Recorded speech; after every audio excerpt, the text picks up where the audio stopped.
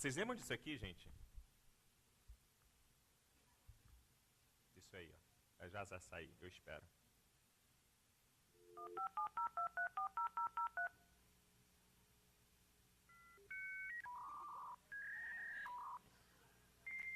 Quem é dessa época? Bando de velho. Lembra disso? E você tava na frente do computador assim, ó. Você tava lá parado esperando para ter acesso a 28.8 kbps ou 56 se você tivesse um modem bom. Né? Quantos de vocês tiveram agora um flashback de tipo 20 anos atrás?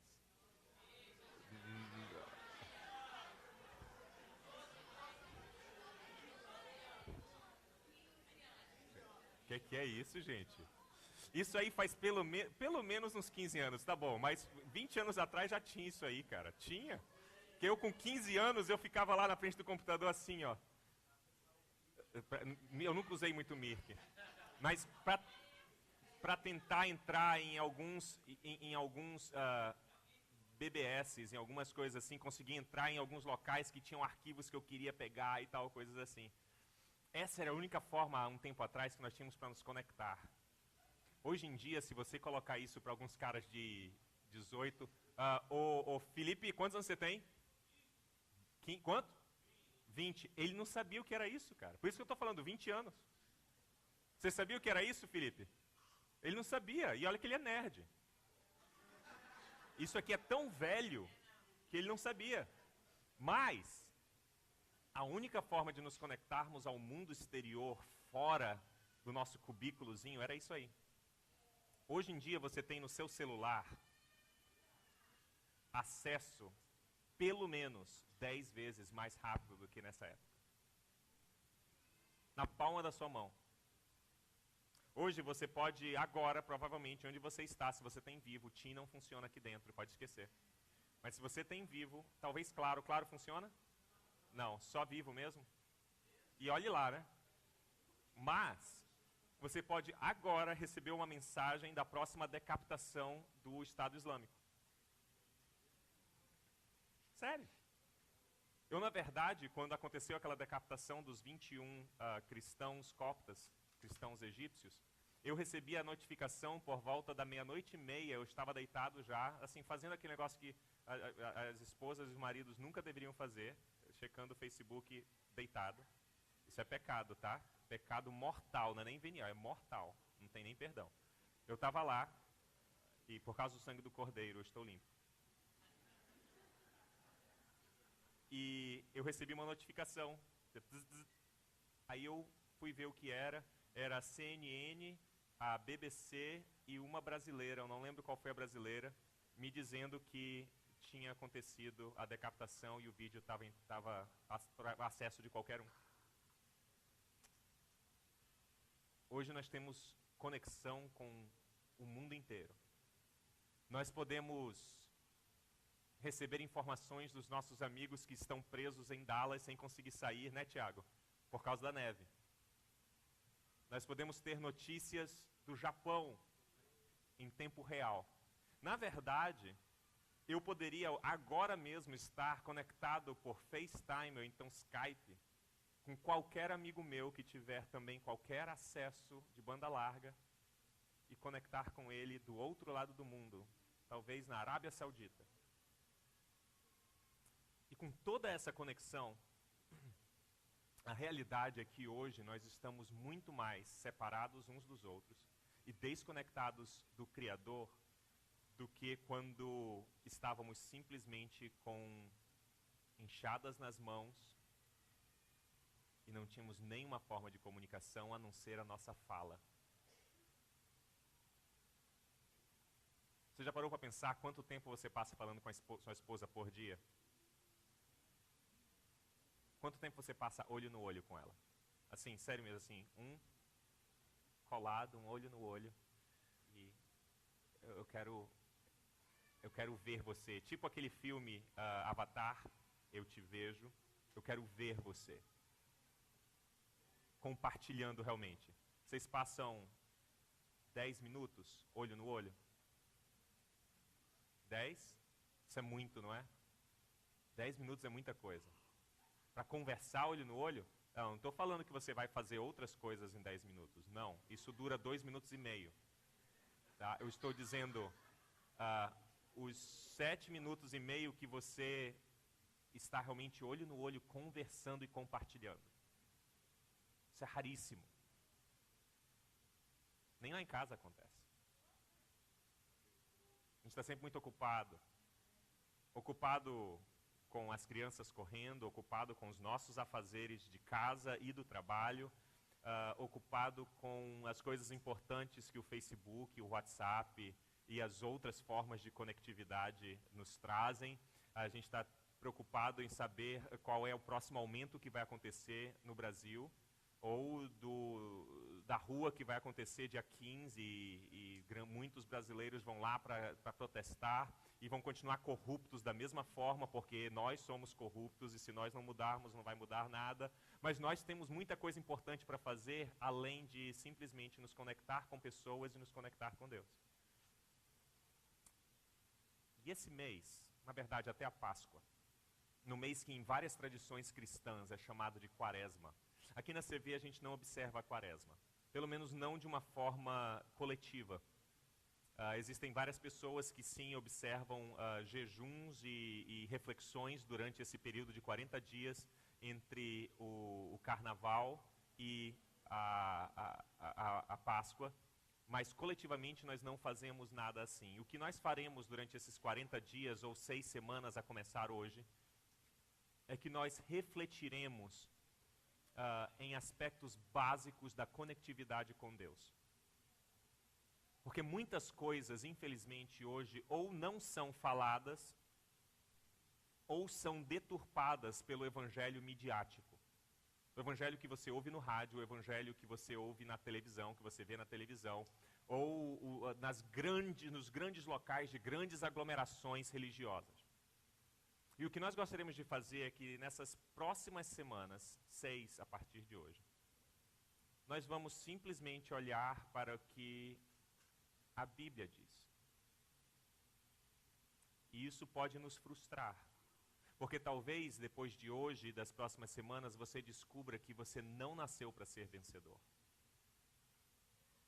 Nas próximas semanas talvez você descubra que o sacrifício de Cristo não nos faz mais especiais, ele simplesmente nos conecta a Deus.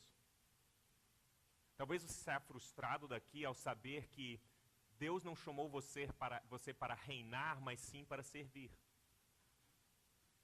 Talvez seja muito frustrante para você descobrir que, em vez de viver uma vida de vitória, Jesus chama a todos aqueles que querem segui-lo para a cruz, para morrer nele e serem recriados nele à imagem e semelhança dele, para viverem uma vida de amor sacrificial pelo próximo.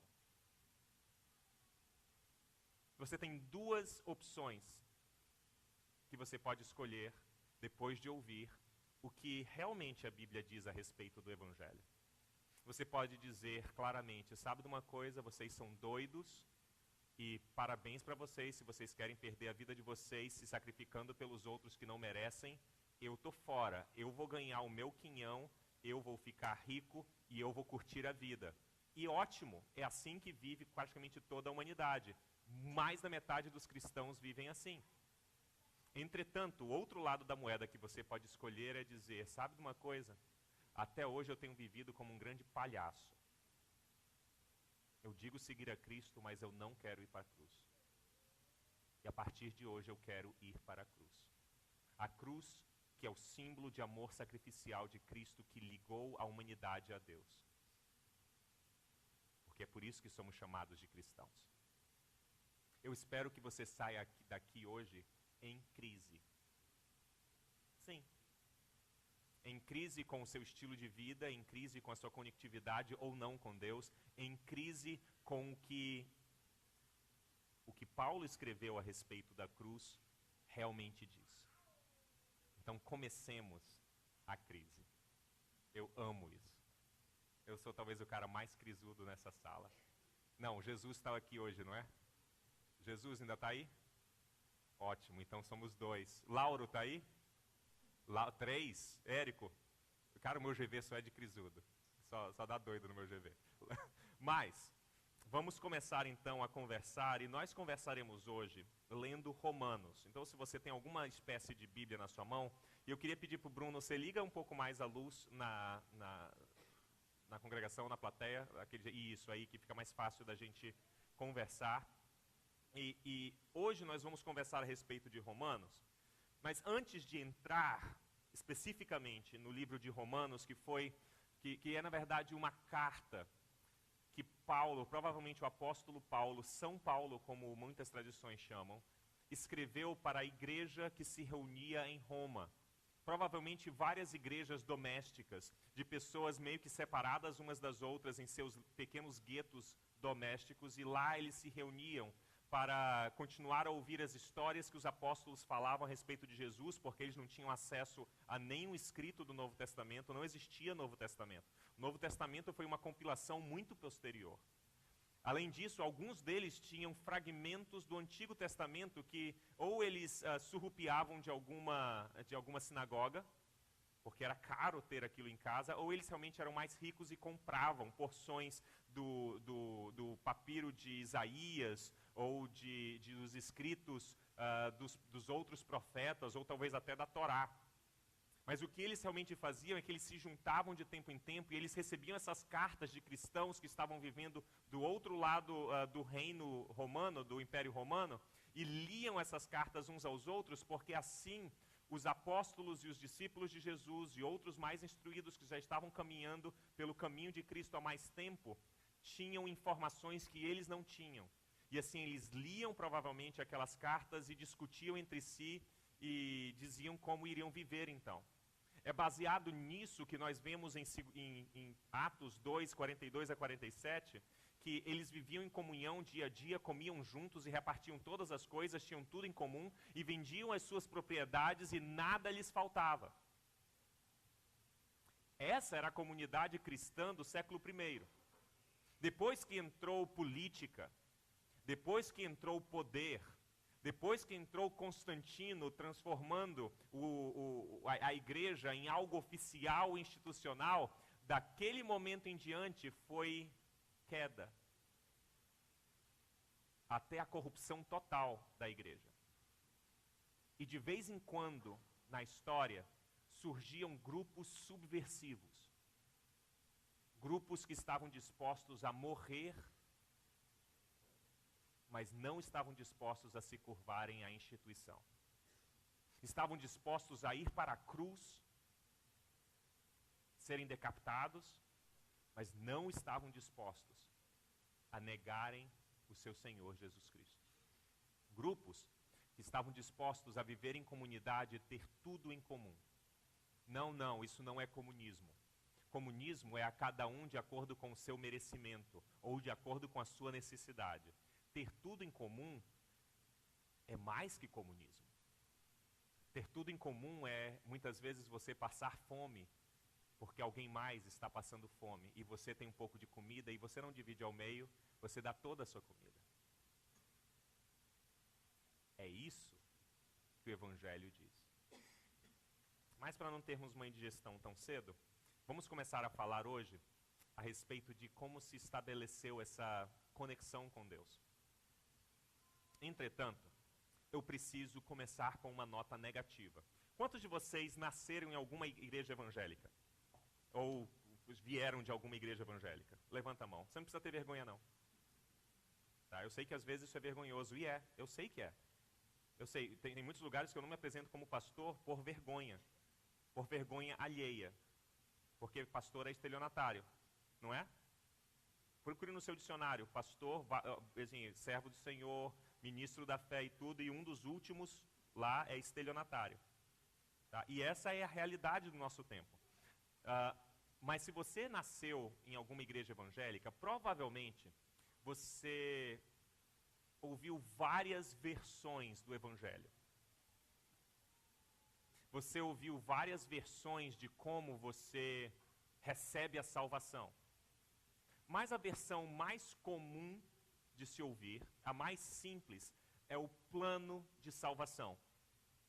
E o plano de salvação é baseado no princípio de que, desde a fundação do mundo, antes da fundação do mundo, Deus tinha um plano, e esse plano de salvação era mais ou menos assim. O homem é pecador e eu, Deus, permitirei que o homem tenha liberdade, então ele terá liberdade de pecar. E ali na metanarrativa inicial, na grande metáfora, na história de criação do mundo, Adão e Eva caem e são expulsos do paraíso, e por causa do pecado deles, toda a comunidade humana acaba também se tornando pecaminosa. E assim a humanidade carrega esse karma. Eu vou colocar assim porque nós entendemos bem o que é karma. Tá? Carrega esse karma, essa carga negativa de ter a natureza quebrada. Depois de Deus ter caminhado com um povo e separado um povo de onde viria o Messias, Jesus vem, morre para perdoar os nossos pecados, e assim nós passamos a ter acesso a ter vida eterna. No momento em que nós aceitamos Jesus como nosso Senhor e Salvador, nos entregamos a Ele, nós temos livre acesso ao céu e iremos morar com Deus no céu, porque o sacrifício de Cristo nos perdoa de todos os pecados. A partir daí, o Espírito Santo passa a viver em nós e nós passamos então a viver de acordo com a vontade de Deus e seremos levados ao céu quando Jesus voltar e nos resgatar. Quantos já ouviram essa história em algum lugar? Essa história não é mentirosa. Ela é muito incompleta, mas não mentirosa. Tudo o que eu falei aqui hoje realmente é verdade. E nós veremos isso em Romanos hoje. Entretanto, é uma história muito simplista e que não nos leva à reflexão necessária sobre a cruz e sobre o que acontece conosco quando nós nos alinhamos à cruz. Porque o resultado dessa história é nós sermos limpos e salvos por Cristo e morarmos eternamente no céu. Esse normalmente é o que é entendido. E aí, depois de 5 minutos de se conhecer alguém que você apresenta o plano de salvação, você pergunta: você quer aceitar Jesus? E a resposta natural das pessoas é: sim, claro, eu não quero ir para o inferno. Porque o resultado que eu deixei de fora de você não aceitar Jesus é você ir para o inferno. Eu não quero ir para o inferno, logo aceito Jesus. Ah, ótimo, então você ora comigo confessando a Jesus e em 5 minutos você tira o cara do inferno. E você coloca o cara com vida eterna em Cristo Jesus para o resto da existência dele. Incompleta a história. Hoje eu gostaria que nós olhássemos para Romanos, um escrito de Paulo, e que nós víssemos talvez a profundidade de tudo isso. Tudo bem? Abre lá a sua Bíblia em Romanos 3, 23. Enquanto vocês abrem Romanos 3, 23, é bom lembrar como Romanos, como essa carta que Paulo escreve aos de Roma, começa. Ela começa com Paulo colocando todos, judeus e não judeus, porque Paulo está escrevendo eminentemente a cristãos que vieram do judaísmo, mas também novos cristãos entrando que não tinham nenhum contato com o judaísmo. E nesse início de cristianismo, nesse início de igreja, nesse início de comunidade de discípulos de Cristo, começa uma certa rixa entre judeus que aceitaram Cristo e aceitaram que ele era o Messias e tudo mais, e aqueles pagãos que falavam: não, tudo bem, a gente também crê que Cristo é o Messias, mas esse negócio de fazer circuncisão é coisa de doido. Eu não vou fazer isso comigo. Isso é mutilação, isso é maluco. Abraão é Abraão, eu não sou de Abraão, mas eu sou de Cristo. E começou essa rixa, e muitas vezes os judeus, e nada contra os judeus, eu não sou antissemita, que Deus os abençoe. Eu espero que todos eles estejam comigo nos céus. Mas começou a haver uma rixa, porque os judeus se achavam superiores aos cristãos pagãos, porque os cristãos pagãos eles não cumpriam a lei. E porque os judeus cumpriam a lei, ou pelo menos tentavam fortemente cumprir a lei, começou a haver uma certa discussão, e provavelmente isso aconteceu também lá na igreja de Roma, e Paulo então começa o primeiro e segundo capítulo de Romanos a mostrar claramente para todos: vocês todos são iguais. Tanto os judeus quanto os não judeus, vocês estão no mesmo barco, e o barco é horrível. Sabe por quê? Porque Deus, através da sua natureza, Ele se revela a nós de todas as formas, até mesmo com o que nós temos dentro de nós mesmos. Essa faísca de imagem de Deus dentro de nós, e nós somos indesculpáveis, porque deixamos a glória de Deus e escolhemos a glória de coisas criadas. E deixamos de lado a nossa conexão com Deus. Nós perdemos essa conexão com Deus. Todos nós passamos por isso, judeus e não judeus. E é aí que chega onde nós vamos ler hoje. Romanos 3, a partir do verso 23, diz assim: não há distinção, pois todos pecaram e destituídos estão da glória, da presença de Deus, sendo justificados gratuitamente por sua graça, por meio da redenção que há em Cristo Jesus. Deus ofereceu como sacrifício para a propiciação, ou para a oferta, mediante a fé, pelo seu sangue, demonstrando a sua justiça.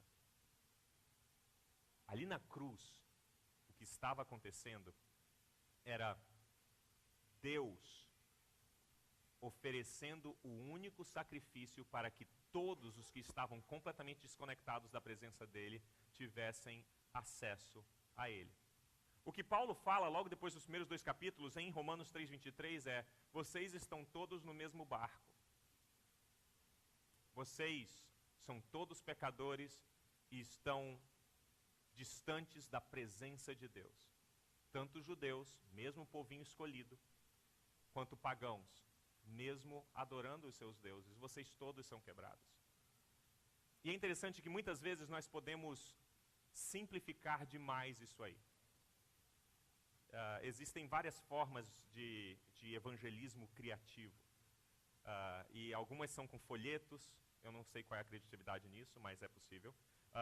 E outros são com cubos, né? Cubos evangelísticos. E normalmente a primeira coisa que pula no cubo ou no folheto, seja lá o que for, são várias espécies de pecados.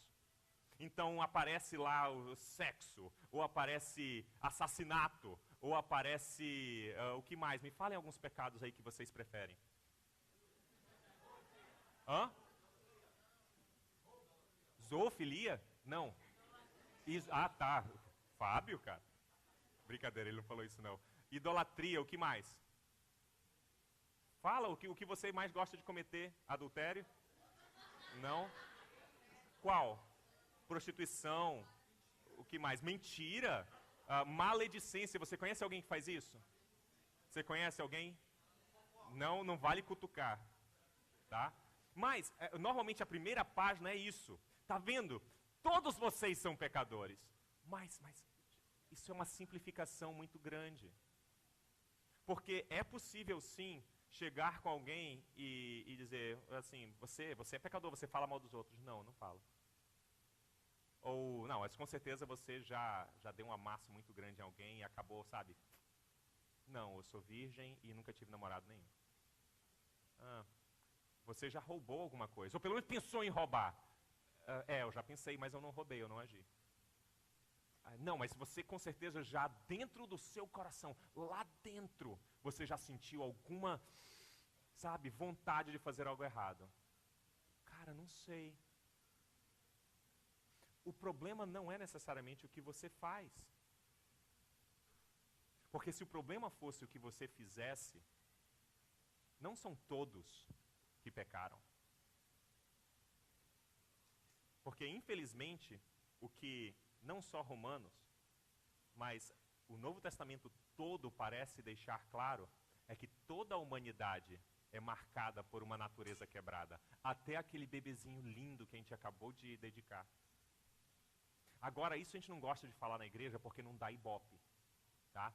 Mas, olhando bem para o que a revelação de Deus no Novo Testamento diz, se guardadas as condições normais de temperatura e pressão da justiça de Deus, Súria e Sarrira, elas arderiam no fogo do inferno se hoje elas falecessem. Não, isso, mas elas são crianças, elas não podem ser condenadas. Eu sei que isso faz você dormir bem, e faz a gente dormir bem essa versão light do Evangelho.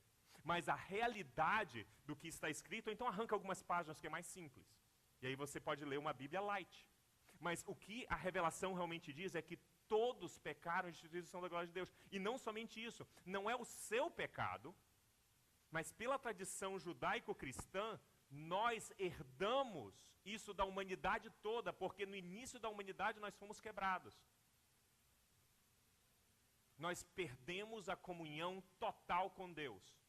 Sabe como é que Paulo faz isso? Nos textos, nos versos que antecedem esse Romanos 3, 23 a 25, ali em Romanos 3, 10, Paulo começa a pegar, o apóstolo Paulo, São Paulo, começa a pegar várias citações do Antigo Testamento, de Salmos e de Isaías, do profeta Isaías, ele começa a mostrar como que a humanidade é quebrada. Ele diz assim: não há nenhum justo, nenhum sequer.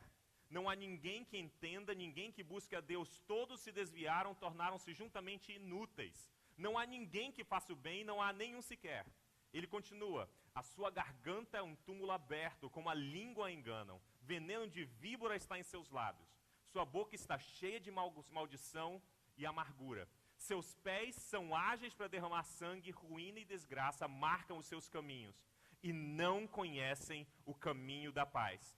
Aos seus olhos é inútil temer a Deus. Essa é a humanidade. Você conhece essa humanidade? Você conhece essa humanidade? Você se conhece? Hoje em dia é fácil a gente olhar para o Estado Islâmico e dizer quão bárbaros eles são. Como que eles fazem o que estão fazendo? Sendo que cristãos já fizeram coisas exatamente iguais a eles há cerca de 600, 800 anos atrás. Exatamente. Não, cristãos nunca entraram em cidades, estupraram as mulheres, degolaram as crianças e levaram os homens cativos depois de terem dado uma boa surra neles. Nunca. Nós já fizemos isso ordenados pelos nossos bispos, ordenados pelos nossos líderes, para retomarmos a Europa, dos mouros, dos árabes, do Islã. Isso é o que a religião faz. A religião conquista, a religião domina, a religião está interessada em conquistar território, normalmente. É isso que acontece, inclusive, nas nossas religiõezinhas de fundo de quintal, muitas vezes. Quando já tem uma igreja num bairro e nós precisamos colocar uma igreja da nossa bandeira naquele bairro. Por quê? Porque precisamos de mais território. Não. Isso é só expressão da nossa decadência humana. Os seres humanos têm uma tendência natural à decadência. É o que é natural para nós. E o que Paulo está falando não é novidade. O que Paulo está falando é simplesmente: nós perdemos o contato com Deus. E se nós olharmos para o mundo, a gente não precisa ir muito longe. Talvez você precise só ir para o final da Zona Leste. Nós veremos a decadência humana causada por nós mesmos. Qual foi a última vez que você foi para a periferia de Manaus e conseguiu ver a realidade do seu pecado de injustiça social? Porque é fácil falarmos do Estado Islâmico ou falarmos das necessidades da África, mas quando isso chega mais perto e nós saímos dos conglomerados e guetos de shopping center e coisas assim que nós estamos agora e começamos a levantar os olhos para a realidade do sofrimento ribeirinho, a realidade do sofrimento da periferia de Manaus, a realidade daqueles que estão debaixo da ponte, hoje, agora, provavelmente fumando o seu crack. É muito fácil olharmos para eles e está vendo, esse é o resultado do pecado deles. Viu? É isso mesmo, eles precisam de Cristo, eles precisam de Cristo. E com certeza eles precisam de Cristo como todos nós. Porque nós como sociedade estamos quebrados pela ausência de Deus em nossa sociedade. O pecado humano é muito mais profundo do que nós temos a ousadia de falar. A decadência humana é muito mais profunda do que nós temos a coragem de introduzir nas nossas conversas. Porque quando nós introduzimos isso e somos realmente cristãos verdadeiros, discípulos de Jesus, com a consciência clara de que devemos ir para a cruz para que outros possam viver, isso passa a ser nossa responsabilidade. Mas falando em pecado novamente, não há nenhum justo, nenhum sequer. Nem mesmo as duas adoráveis bebês. Nem o Benjamim. Todos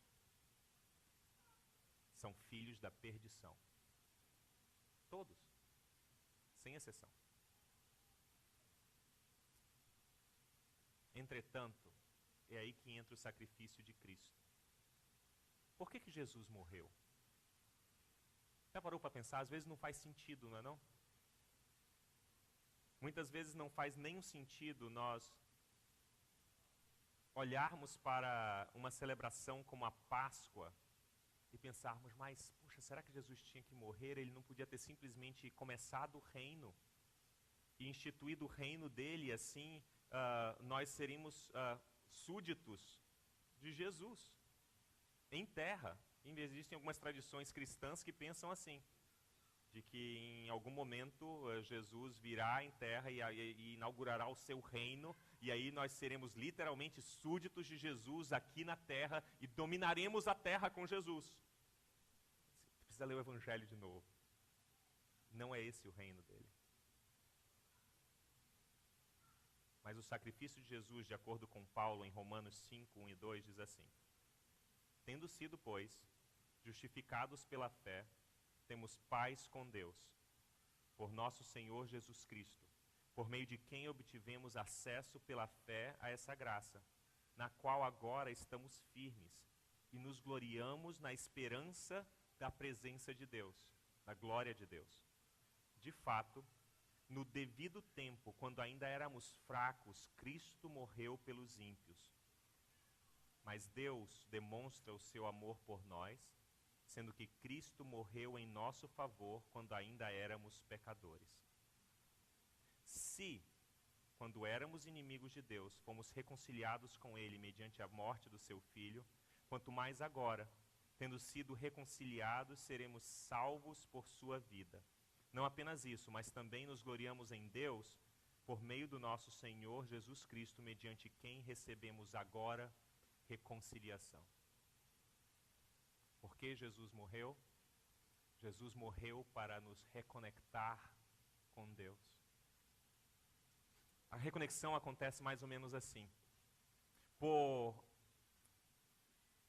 milênios, talvez, o povo judeu foi instruído que a remissão de pecados acontecia por derramamento de sangue.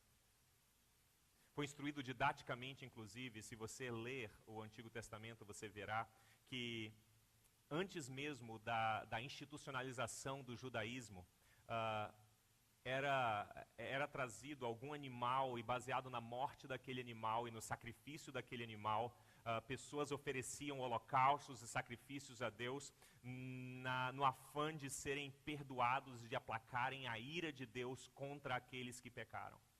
Depois da institucionalização do judaísmo, isso passa a ser administrado por uma casta sacerdotal. E essa casta sacerdotal oferecia sacrifícios pelos pecados do povo, e uma vez por ano entrava no templo, depois que houve a construção do templo, e uma pessoa especial, o maior de todos, o mais importante de todos os sacerdotes, entrava no Santo dos Santos, e nesse Santo dos Santos oferecia um cordeiro imaculado, sem nenhum defeito, pela remissão dos pecados do povo que foram cometidos durante todo o ano. E após isso, o povo era declarado limpo. como uma sombra do grande sacrifício que aconteceria. Como uma nuvem, como um exemplo, como uma imagem daquilo que viria a ser o derramamento de sangue perfeito de Cristo. Como Deus encarnado, entregando a sua vida em prol daqueles que não tinham conexão com Deus. E é dessa forma que Deus mesmo conectou a humanidade de volta a si mesmo. Ele pagou o preço de sangue pela condenação. Paulo diz em outro local textual, em outra escritura, Paulo diz que Deus fez pecado, Deus fez erro, Deus fez condenável aquele que não tinha pecado para que nós fôssemos perdoados, justificados. Para que nós, uma vez que Deus nos olha, visse não nós, mas o próprio Cristo. O resultado do sacrifício de Cristo não é a sua prosperidade. Você está entendendo o que eu estou falando? O resultado da cruz de Cristo não é a sua vitória. Não a sua vitória financeira. Não. O resultado da cruz de Cristo é uma avenida feita entre você e Deus, entre a humanidade e Deus. Nos últimos 4 domingos, com exceção do último agora, eu e Alexandre Robles falamos com vocês a respeito da inclusividade da salvação. E eu gostaria de novamente ler pelo menos o texto que fala a respeito da inclusividade do sacrifício de Cristo. Olha o que Paulo em Romanos fala, em Romanos 5, continuação do que nós acabamos de ler. Entretanto, não há comparação entre a dívida e a transgressão. De fato, muitos morreram por causa da transgressão de um só homem, Paulo fazendo alusão a Adão. Mas a graça de Deus, isto é, a dádiva pela graça de um só, Jesus Cristo, transbordou ainda mais para muitos. Não se pode comparar a dádiva de Deus com a consequência do pecado de um só homem. Por um pecado veio o julgamento que trouxe condenação, mas a dádiva decorreu de muitas transgressões e trouxe justificação.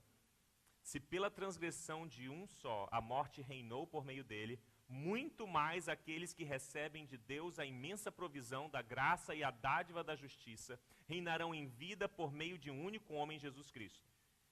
Consequentemente, assim como uma só transgressão resultou na condenação de todos os homens, assim também um ato de justiça resultou na justificação que traz vida a todos os homens. Logo, assim como por meio da desobediência de um só homem muitos foram feitos pecadores, assim também por meio da obediência de um único homem muitos serão feitos justos. O sacrifício de Cristo faz uma coisa, e uma coisa somente. Ele torna justos, retos, aceitos por Deus, aqueles que são injustos, quebrados e condenáveis por Deus. Winston, então, o que é que eu preciso fazer para conquistar esse status? Você não viu o texto que acabamos de ler? Nada. Já está feito, faz 2000 anos que isso foi feito. Cristo foi crucificado na cruz há 2000 anos atrás. Mas tem que ter alguma coisa que eu preciso fazer. Normalmente nós tentamos barganhar com Deus. A gente erra, ou a gente é o traste que é, a gente fala, Deus, não, agora eu vou mudar, eu vou te dar toda a minha grana nesse domingo, e por um mês eu vou ficar pão e água, porque aí tu vai me perdoar. Você está perdendo seu dinheiro, cara. Está perdendo seu dinheiro. Tem várias outras razões de você fazer isso. Talvez você diga, cara, eu vou dar tudo que eu tenho e eu vou me sacrificar para que tal família tenha comida, tal outra família possa pagar a faculdade e outras pessoas possam ter uma vida um pouco melhor. Ou para que eu possa pagar o tratamento de tirar tal pessoa das drogas ou tal pessoa das ruas. Falando nisso, o Alexandre está aqui hoje. O Alexandre e a Lilian, cadê vocês? Alexandre e Lilian da Missão Vida estão ali atrás, depois tenho certeza de dar um abraço nele. Eles estão trabalhando para começar um local de tratamento de mendigos. Mas não use o seu dinheiro para comprar a salvação de Deus, isso não tem como, é impossível. Tentaram fazer isso ali perto de 1400 e pouco, e não deu certo, porque um cara maluco chamou os outros que estavam vendendo o lugar no céu de maluco, e o nome dele era Martinho Lutero. Eles disseram, um monte de doido, vocês estão vendendo lugar no céu?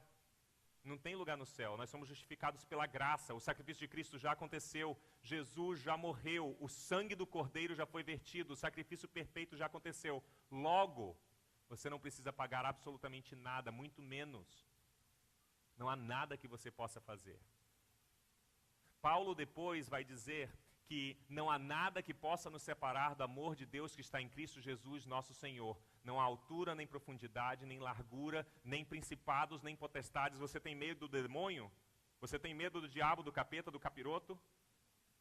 Você tem medo dele? Você acha de alguma forma ele pode me levar para o inferno? Não pode. O capiroto já acabou. Se algum dia ele já teve poder, há 2000 anos atrás ele deixou de ter.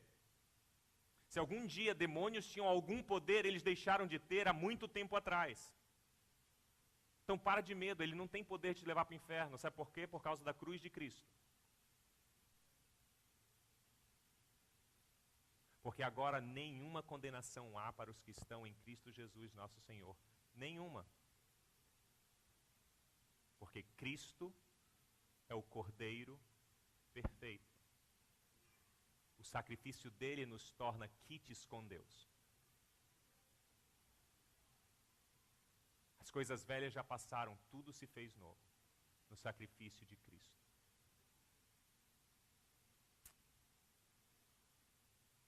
Muitas vezes,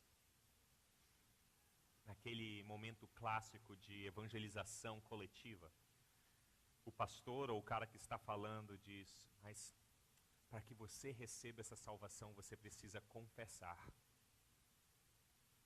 Você precisa aceitar Jesus. Você precisa de alguma forma colocar para fora dizendo, Jesus, eu te aceito, eu sou pecador, eu sei quem eu sou, e eu me entrego totalmente nas tuas mãos, e Senhor, eu aceito o seu sacrifício. Eu vou dizer a minha opinião formal para vocês, abertamente. Essa história está incompleta. Aceitar o fato de que Jesus morreu por mim na cruz e dizer que eu sou pecador, cara, a gente pode discutir isso em cafés. Não te salva, cara. Simplesmente dizer, é verdade, Jesus veio, Jesus viveu, Jesus morreu e ressuscitou. Isso é verdade. E eu sei que eu sou pecador. Isso, na melhor das hipóteses, só parte da história. Sabe por quê? Porque além do que Paulo falou, se você confessar com a sua boca que Jesus é Senhor e crer em seu coração que Deus o ressuscitou dentre os mortos, será salvo. Pois com o coração se crê para a justiça e com a boca se confessa para a salvação. Isso está escrito. Está vendo isso? Eu falei. A gente tem que confessar de alguma forma. Não, pera lá. O que Paulo está falando é que com a boca nós confessamos que Cristo é Senhor. Você ouviu bem o que Paulo está falando? Paulo não está dizendo que você precisa aceitar que Jesus é o Salvador do mundo. Ele é de qualquer forma, aceite você ou não. Não faz muita diferença para o ego dele você dizer, Jesus é realmente o Salvador. Não altera de forma alguma. Agora, confessar que Jesus é o Senhor é outra coisa. Sabe por quê? Porque confessar que Jesus é o Senhor é você sair do pedestal, você se colocar como um pecador deitado diante do rei, do soberano, e dizer, não sou eu quem vivo, mas Cristo vive. Eu abdico de tudo que sou e dos meus paradigmas e passarei a não seguir uma religião, uma igreja. Cara, se a igreja salvasse, a metade da humanidade seria salva. Se a igreja transformasse vida, o mundo seria diferente. Porque a igreja já existe há 2000 anos e o mundo continua a porcaria que é. Então não é se associar a algum lugar, não é aceitar Jesus e ser batizado. Não. Sabe o que é que faz você ter algum relacionamento com Deus? É você dizer, a partir de hoje Jesus é o meu Senhor. Isso muda a sua relação de injustiça social com o mundo todo. Isso muda a forma, deve mudar a forma que você dirige. Sabia que direção é um ato espiritual? Dirigir na cidade de Manaus é um ato espiritual. A sua alimentação é um ato espiritual. Assim, eu sei que nós temos donos de pizzarias e donos de churrascos e donos de restaurantes e donos de... Ótimo! Mas as orgias alimentícias que nós cometemos semanalmente são atos espirituais. Principalmente quando eu olho para a periferia de Manaus e vejo que lá essa salvação ainda não chegou. E se Jesus é meu Senhor, eu preciso ter dificuldades em participar de orgias alimentícias quando a humanidade pela qual ele também morreu não participa dessas orgias alimentícias, muito pelo contrário, falta. Mas é melhor a gente continuar crendo que Jesus me salvou para ir para o céu. Porque isso faz a gente dormir melhor. Sabe, a história que contam pra gente do Evangelho é uma história que faz a gente dormir bem. Sabe, faz a gente dormir bem, porque se o nosso coração parar naquele momento, nós estamos garantidos, a gente não vai para o inferno, a gente vai para o céu. Você lembra de Robles, há 3 semanas atrás, dizendo, cogita por um segundo que não existe um inferno. Eu não estou dizendo que não existe. Por mais que eu tenha minhas sérias dúvidas, eu não estou afirmando isso. O que eu estou dizendo é, cogita. E se a questão de Cristo para você é simplesmente para você não arder no fogo do inferno, cara, relaxa, sabe por quê? Cristo já pagou o preço. Então, talvez você seja salvo de qualquer forma. A gente precisa cogitar isso, talvez você seja salvo de qualquer forma. Agora, você vai continuar vivendo uma vida de inferno, porque você vai continuar vivendo nas regras deste reino que nós vivemos todos os dias. As regras que de vez em quando a gente se revolta contra elas. Tipo, é até interessante ver vocês e eu escrevendo as coisas que nós escrevemos a respeito de corrupção no Facebook. É tão interessante ver o que nós escrevemos a respeito dos nossos governantes e como eles são corruptos, como eles não prestam, como eles são pecadores. E aí a gente passa por uma blitz policial e tem um cara tirando uma grana, servo do Senhor Jesus Cristo, que aceitou Jesus como seu suficiente salvador, perguntando para o guarda, que também é evangélico, da igreja, e um está dizendo quanto é e o outro está dizendo é tanto. Essas são as regras do jogo passado. Sabe quais são as regras agora do jogo? As regras do jogo agora são regras de sacrifício. Regras de eu não terei, porque eu me entregarei. Não são só regras sociais, regras para apaziguar a injustiça social que existe no mundo. Não, não. As novas regras do jogo, as novas regras do reino de Deus, são regras também, são princípios também de relacionamento. Princípios que fazem pessoas dedicarem tempos e tempos de vida simplesmente para serem um ombro para alguém mais. Ou para caminharem com pessoas que não merecem caminhada. Ou para andarem a 2ª, a 3ª milha com pessoas que são traíras por natureza.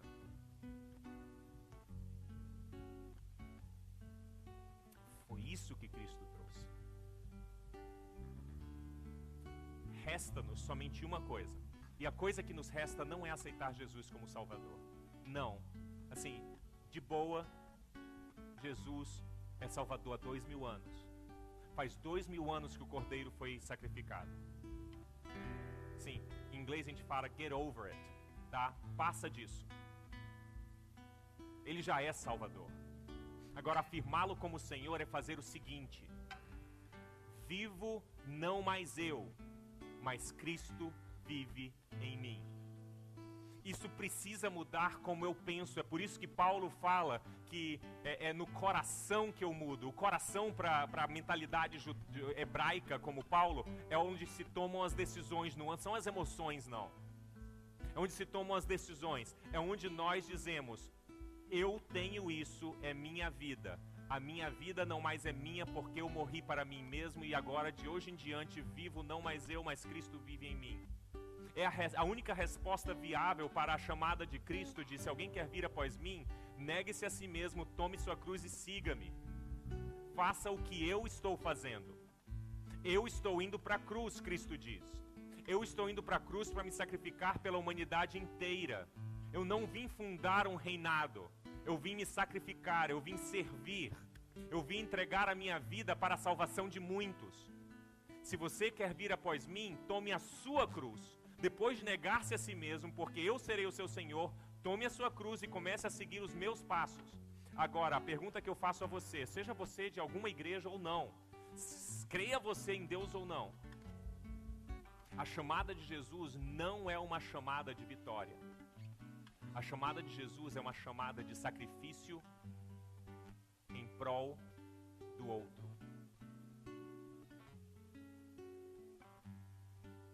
João, ouvindo isso, ele diz assim: se você diz amar a Deus e odeia o seu irmão, você é mentiroso. Porque como pode você amar a Deus que não vê e odiar a seu irmão que está do seu lado? Logo, você demonstra o seu amor por Deus, amando aquele que está ao seu lado. O caminho de Cristo é o caminho para a cruz. É o caminho de nós morrermos para que Ele domine nossas vidas. Não é um chamado para suicídio coletivo. Um chamado para morte dos nossos egos individuais. Porque existe só uma resposta para aquele que se sacrificou por nós. Só existe uma resposta nossa, possível para aquele que se sacrificou por nós. É colocarmos as nossas vidas aos pés da cruz e dizermos: Senhor, de agora em diante a prioridade é tua, a determinação é tua, o encaminhamento é teu. Eu passarei a ser o marido que é o marido que vai se sacrificar. Não é um marido cheio de direitos, não, é um marido cheio de sacrifícios.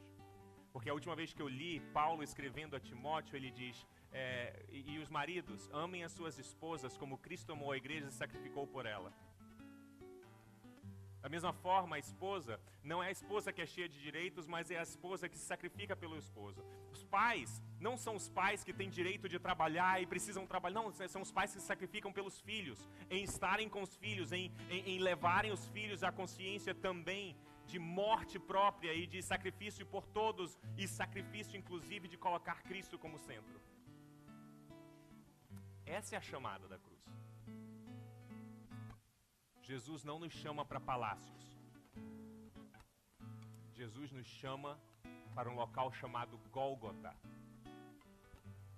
E era o local de morte emblemática de pecadores, de ladrões, de revoltosos e subversivos. A pergunta é, e você não precisa responder, é uma pergunta retórica: é para aí que você deseja ir? Sabendo que Cristo se sacrificou para que nós tivéssemos conexão com Deus. O caminho para Cristo é cruz, é morte. Hoje eu gostaria de fazer um convite a você. De novo, é retórico, é para você e a sua cabeça. Você não precisa levantar a mão, você não precisa vir à frente, você não precisa responder absolutamente nada. Talvez você queira marcar um café comigo, com a Sara, com o Magno ou com qualquer outra pessoa daqui da CV. Mas a pergunta é: você deseja morrer?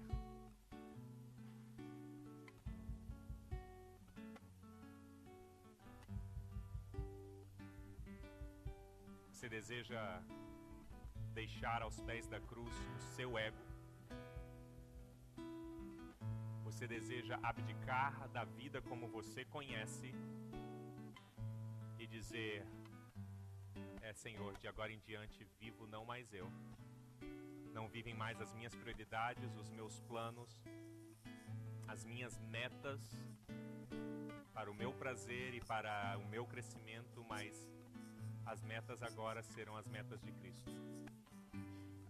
Talvez comecemos a viver mais parecidos com São Francisco de Assis e menos parecidos com o Bispo Macedo. Talvez precisemos ler mais livros escritos por Santo Agostinho e São Francisco de Assis e menos livros escritos pelos nossos pastores evangélicos.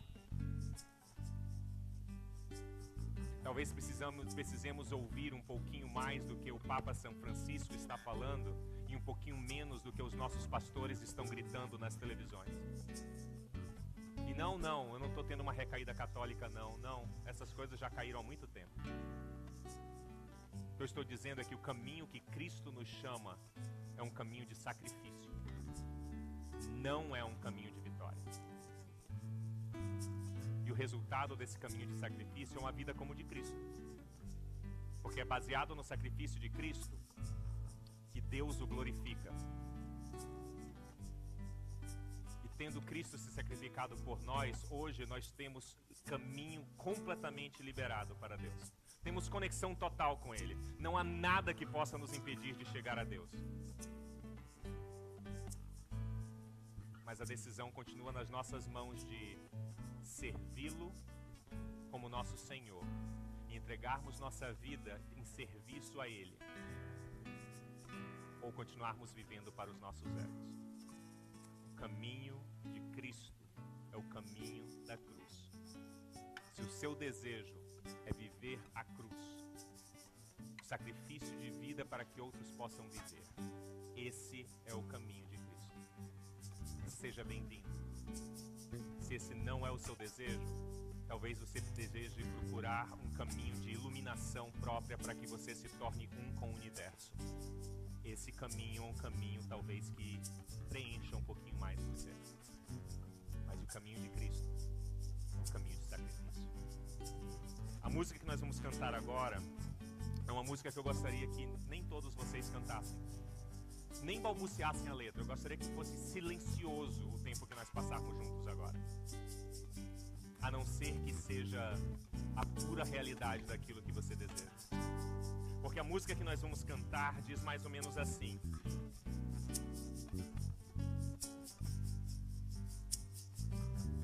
se eu conseguir abrir. Meu Salvador, eu venho aqui lembrar-me da cruz onde eu fui resgatado por ti, por teu sangue. Tudo de valor para mim já não importa mais. Se não é realidade isso, não cante. Leva-me à cruz onde encontro amor. Quero me humilhar, eu me prostro a ti. Vem me esvaziar e me encher de ti. Ó, leva-me à cruz, leva-me à cruz. Igual a mim, tu foste, Senhor, tentado, morreste por fim. E agora estás exaltado, tudo de valor para mim já não importa mais. Leva-me à cruz onde encontro amor. Quero me humilhar e me prostro a ti. Vem me esvaziar e me encher de ti, ó, leva-me à cruz. É o seu desejo ir até a cruz? Se não é, a luz já está baixa, você não precisa ter vergonha de não cantar. Não cante. Entretanto, se o seu desejo é sim ter um Senhor sobre você, que não é você mesmo, esse é o Evangelho. É o Evangelho que diz: você está completamente conectado a Deus por causa do sacrifício de Cristo. Mas existe somente uma coisa que você pode fazer de agora em diante, e essa é servir a Cristo em prol de outras vidas. Não é em prol da CV, não é em prol da Igreja Católica Apostólica Romana, não é em prol da Igreja Assembleia de Deus, não é em prol de igreja nenhuma ou religião nenhuma, é em prol do outro, é em prol das prioridades de Deus, que continua resgatando um de cada vez. Se esse é o seu desejo, canta com a gente. Se não, fica exatamente onde você está. Como você está, sem falar.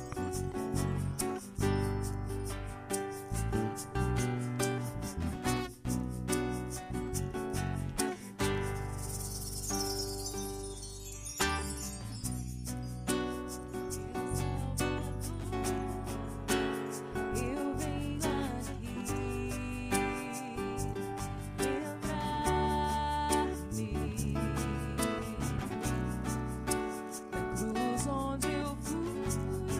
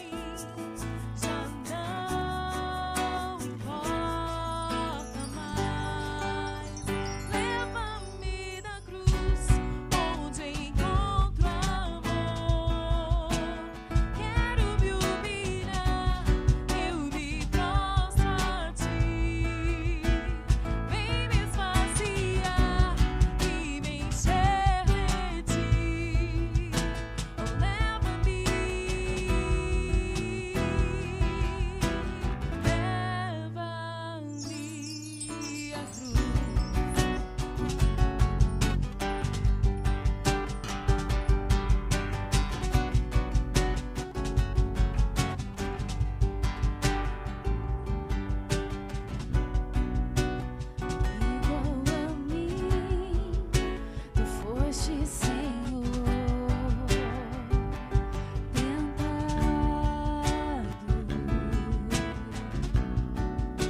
morreste por fim e agora está exaltado.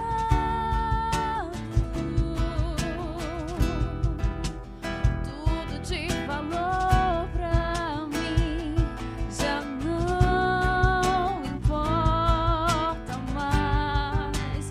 Leva-me à cruz, onde encontro amor. Quero me humilhar, eu me prostro a ti. Vem me esvaziar e me encher de ti. Oh, leva-me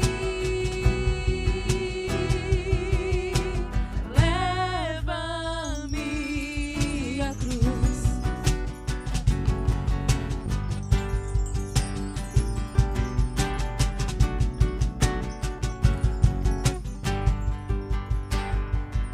Pra te adorar,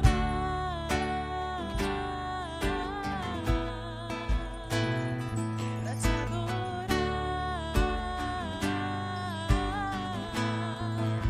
só pra te adorar,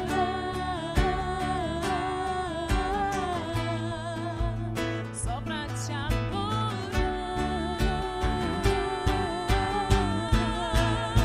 Leva-me à cruz, onde encontro amor. Quero me humilhar, eu me prostro a ti. Vem me esvaziar e me encher de ti. Leva-me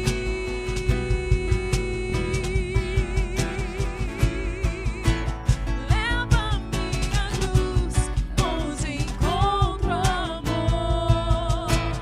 Quero me humilhar, eu me prostro a ti. Vem me esvaziar e me encher de ti. Leva-me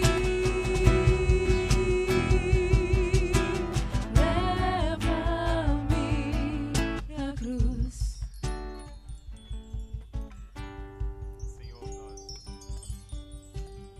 Senhor, nós continuamos essa oração. E a nossa oração, Pai, é que Tu nos dês consciência clara da cruz.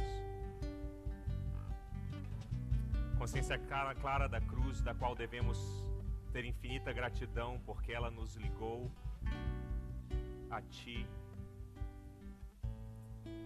Mas também a cruz que simboliza o necessário sacrifício nosso, sacrifício de nossos grandes egos e de nossos grandes projetos próprios para aqueles que Tu tens.